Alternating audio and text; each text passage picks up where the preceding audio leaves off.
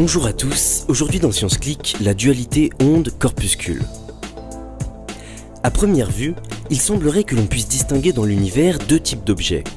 D'une part, certains objets se comportent comme des points, avec une position bien définie, qui peut se déplacer au cours du temps. C'est par exemple le cas d'une pomme, d'une voiture ou encore d'une planète. D'autre part, on peut également trouver des phénomènes de propagation, qui n'ont cette fois pas de position à proprement parler. C'est ce que l'on appelle des ondes, comme par exemple les vagues à la surface de l'eau. Imaginons un mur dans lequel seraient percées deux fentes. On place derrière ce mur un écran, qui va être capable de détecter les objets qui l'atteignent. D'une part, si on lance les uns après les autres des objets ponctuels, qui se comportent comme des billes, alors on finira par obtenir sur l'écran deux bandes bien distinctes, qui correspondent aux deux fentes par lesquelles sont passés les objets. D'autre part, si on émet maintenant des ondes, comme par exemple des vagues dans l'eau, alors en se propageant derrière les deux fentes, elles vont se superposer.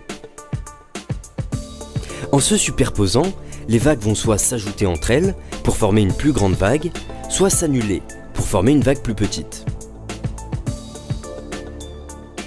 On observera alors sur l'écran une alternance de franges lumineuses et sombres qui correspondent aux bosses et aux creux formés par les vagues. On obtient donc des résultats différents en fonction du type d'objet. Deux bandes bien distinctes dans le cas d'objets ponctuels, comme des billes, des pommes ou des planètes, et une alternance de bandes d'interférence dans le cas où on envoie des ondes, comme des vagues à la surface de l'eau. Cependant, si l'on s'intéresse à des échelles microscopiques, et notamment au monde des particules, alors cette distinction entre corpuscules et ondes semble disparaître. À l'échelle quantique, une particule n'a pas de position bien définie. En effet, elle a uniquement plusieurs possibilités, différentes positions qui lui sont disponibles, avec des proportions qui peuvent varier. Ce n'est qu'au moment de mesurer sa position que la particule va être forcée de choisir au hasard une de ces possibilités.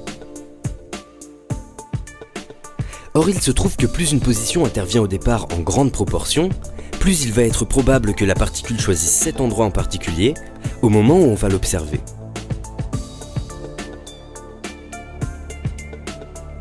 Ceci nous permet donc de tracer une courbe qui correspond à la probabilité d'observer la particule en chaque position de l'espace.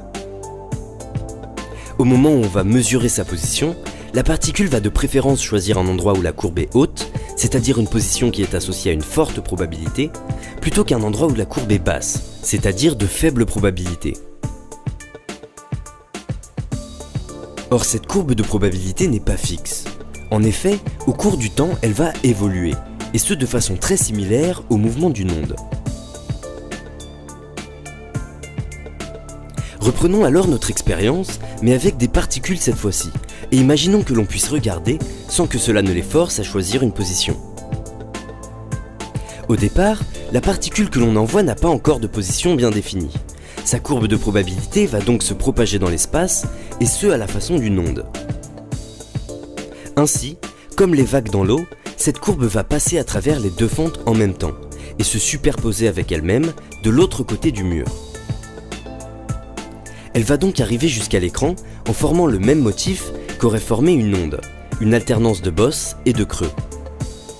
Mais l'écran qui a pour but de mesurer la position de la particule va alors la forcer à choisir une position bien précise.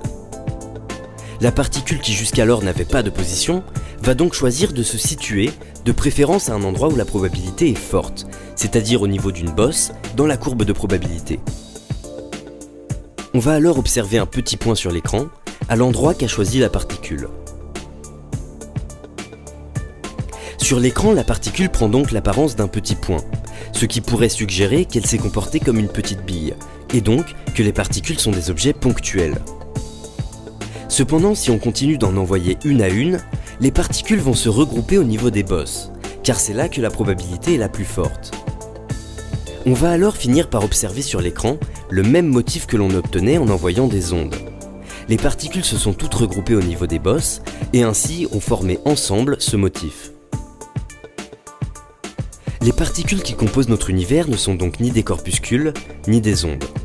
Elles peuvent parfois présenter des propriétés qui font penser aux objets ponctuels, et parfois des propriétés qui font penser aux ondes. Cette dualité onde-corpuscule qui règne au sein du monde quantique est due au fait qu'une particule, avant qu'on l'observe, est décrite par une courbe de probabilité, et que cette courbe de probabilité, elle, se propage et évolue dans le temps comme une onde.